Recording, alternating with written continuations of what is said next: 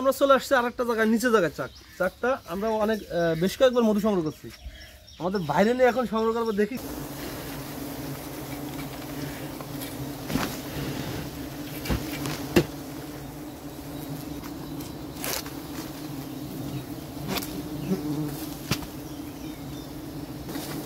আমরা যেহেতু মৌমাছির ক্ষতি করি না, শুধু মধুটুক কালেক্ট করি, আবার কিছুদিন পর পর এই জন্য আমরা মধু কালেক্ট করতে পারি।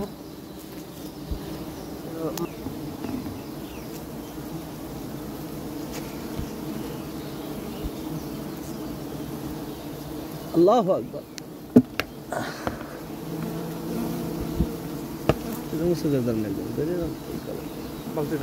না, এই যে ধরো